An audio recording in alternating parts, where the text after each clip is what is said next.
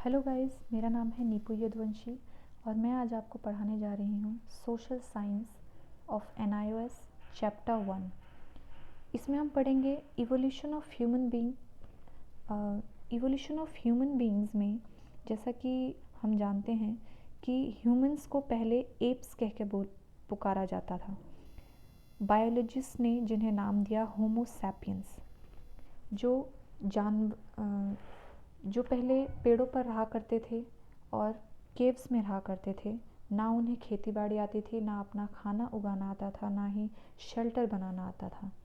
और इनके जो हिस्टोरिक हैं ये हमें रिटन फॉर्म में नहीं मिलते और इन्हें हम प्री हिस्ट्री भी कहते हैं।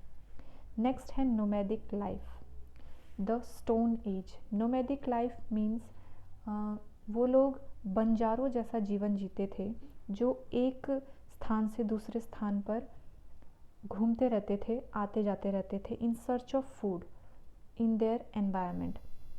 दे moved in groups to ensure safety from the wild animals for social security and for companionship. वो ग्रुप्स में कहीं भी आया जाया करते थे अपनी क्योंकि ग्रुप्स में घूम इधर से उधर जाना सेफ रहता था, किससे? वाइल्ड एनिमल्स से, और एक सोशल सिक्योरिटी भी रहती थी फॉर देयर कंपेनियनशिप। तो they also started making tools with stone. अभी स्टोन एज है तो ऑब्वियसली इसमें स्टोन्स का ही ज़्यादा योगदान है, क्योंकि शुरुआत में इनके पास एक स्टोन ही ऐसा माध्यम था जिसका यूज़ करके ये अपने खाने का जुगाड़ करते थे। ठीक है, शुरू में इनके पास सिर्फ एक स्टोन ही ऐसा साधन था जिसका इस्तेमाल करके ये अपने रोज़मर्रा की ज़िंदगी बिताते थे। ओके, इस स्टोन एज में हमें 3 स्टेजेस हैं जो हम पढ़ेंगे। पहला है पेलियोलिथिक एज, सेकंड है मेसियोलिथिक एज। पहले हम पढ़ेंगे paleolithic age, the old stone age. Paleolithic age जैसा कि आपको दिखाई दे रहा है 5000 BC टू 10,000 BC तक था। इस पेलियोलिथिक एज में human beings lived in foot hills of the mountains, preferably near a river. जो ह्यूमन बींग्स थे वो कहीं ऐसी चोटी पर, जो माउंटेन्स थे, ऐसे नीचे फुट हिल्स एरियाज़ में रहते थे जहाँ उनके आसपास रिवर्स होते थे। रिवर उनकी ड्रिंकिंग वाटर को भी फुलफ़िल करता था, उनके प्यास को बुझाता था। और दूसरा ये था कि जो बाकी जानवर जब आते थे रिवर पर पानी पीने के लिए तो उनको हंट करते थे, उनका शिकार करते थे, जिससे उनकी खाने का इंतज़ाम भी हो जाता था। तो ये थी उनकी बेसिक ज़रूरतें उस समय में, सिर्फ खाना और पीना। वो लोग, और रही बात शेल्टर की, तो वो केव्स में रहते थे। एज़ यू नो, केव्स में रहते थे और उस समय पेड़ों पर भी वो रहा करते थे। और अपने आप को कवर करने के लिए, जैसे हम आज क्लोथ्स का इस्तेमाल करते हैं, वो उस समय अपनी बॉडी को प्रोटेक्ट करने के लिए हीट एंड कोल्ड से वो पेड़ों की पत्तियों का इस्तेमाल करते थे और जानवरों की स्किन्स का इस्तेमाल करते थे, जो सन के जो दिन में सन की रोशनी की वजह से क्या हो जाते थे? ड्राई हो जाते थे। ये भी एक डिसएडवांटेज था इस चीज़ का।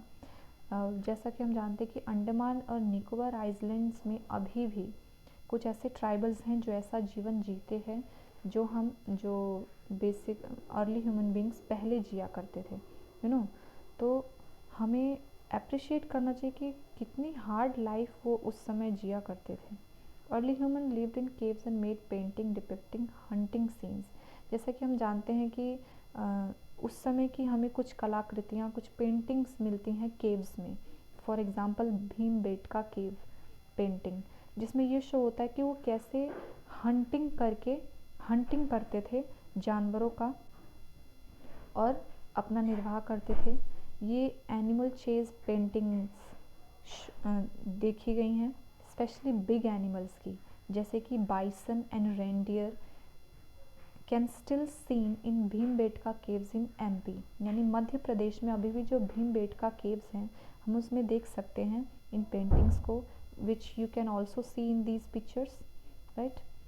एंड सेकेंड इज कि it is also possible that it was a creative expression, और ये भी कहा जा सकता है कि ये सिर्फ उस समय के अपने आसपास के माहौल को, अपने केव्स को, या कहने जिसमें वो रहते थे, वो अपना घर कहते थे, उसे सुंदर बनाने के लिए उन्होंने इस पेंटिंग्स को बनाया होगा। और जो भी उनकी डेली लाइफ में होता था वो उन्होंने उस पर उसे उकेर दिया, जिनसे हमें आज सबूत मिलते हैं उस समय के जीवन शैली की। नेक्स्ट है पेलियोलिथिक एज कि उनका डेवलपमेंट कैसे हुआ, वो कैसे, उनकी कैसे सर्टेन प्रैक्टिसेस थी, जैसे कि उनके कुछ रिचुअल्स थे।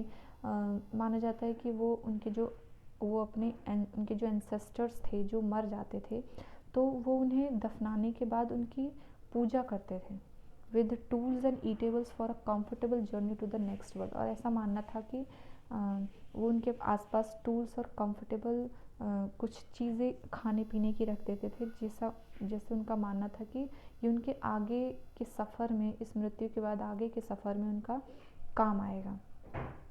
जैसे कि अभी भी हमें सुनने को मिलता है कि जो ममीज़ होती थी, है ना, जो ममीज़ होती थी उनके आसपास या उनके साथ खूब ढेर सारा सोना दफनाया जाता था, और उनके साथ उनके नौकर चाकर भी दफनाए दिए जाते थे, जिनसे वो ऐसा मानते थे कि इनके आगे वाली जर्नी में ये इनके साथ जाएंगे और इनकी सहायक बनेंगे। नेक्स्ट, वो उस समय, जबकि साइंस, उन्हें तो कुछ पता नहीं था, साइंस इतना डेवलप नहीं था इस बारे में, तो उन्हें अंदाज़ा भी नहीं था। तो वो जो लाइटनिंग थंडर होती थी, जैसे बिजली की आवाज़, कड़कड़ाती आवाज़ रात में, जो नेचुरल फिनोमिनास थे, है ना, उनसे उन्हें डर लगता था। They get afraid of it, क्योंकि इसके पीछे का उन्हें कारण तो पता नहीं था कि ऐसा क्यों होता था। उन्हें ये भी नहीं पता था कि रोज़ सूरज क्यों उगता है और सूरज क्यों ढलता है, इसके पीछे का साइंटिफिक रीज़न उन्हें नहीं पता था। बट उन्हें एक अंदाज़ा लगा लिया था कि हाँ, जब सूरज उगता है तो दिन होता है और ढलता है तो रात होती है। उसके अकॉर्डिंग वो अपने काम किया करते थे। और moon give piece and coolness at night, और रात में जो मून है वो उन्हें कूलनेस देता था।